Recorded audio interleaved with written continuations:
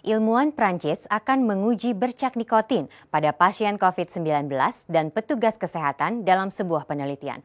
Rencana tersebut akan dilakukan setelah hasil penelitian menunjukkan nikotin dapat memberikan perlindungan terhadap infeksi penyakit.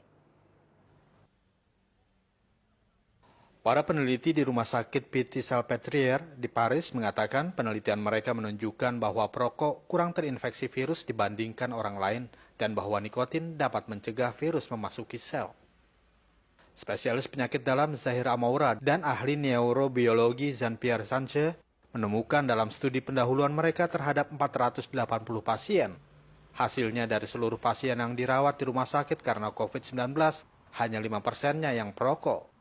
Membandingkan dengan jumlah perokok dalam populasi umum berdasarkan jenis kelamin dan usia yang sama, perokok memiliki risiko 80% lebih rendah terinfeksi dibandingkan bukan perokok.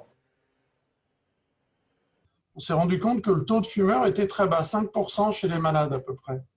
Ça, c'est la première étape. Et la deuxième étape, quand vous avez ça, vous devez essayer de vous comparer à la population générale pour voir s'il y a une vraie différence. Et heureusement, en France, en 2018, on a une étude qui est faite sur 10 000 personnes dans la population générale. Et quand on a comparé avec les gens de la population générale, mais de même sexe, de même âge, on a vu qu'il y avait une différence qui était très, très significative. Donc, très schématiquement, les gens qui fument, ils ont 80% de moins de risque d'avoir le Covid symptomatique, donc de venir consulter ou d'être hospitalisé, que les gens qui ne fument pas.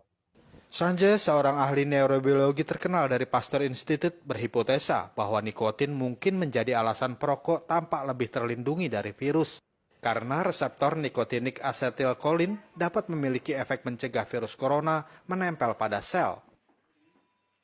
En fait, le coronavirus interagirait directement ou indirectement d'ailleurs avec le récepteur nicotinique et que la nicotine entrerait en compétition entre, ça c'est le virus qui arrive sur le récepteur et la nicotine empêche ça, c'est pas.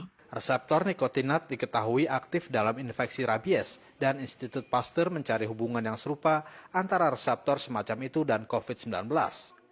Sanche mengatakan gejala COVID-19 yang melibatkan sistem saraf seperti kehilangan indera penciuman, kelelahan, masalah dengan gerakan dan kehilangan kognitif dapat menunjukkan peran yang dimainkan oleh reseptor neuro seperti reseptor nikotinik.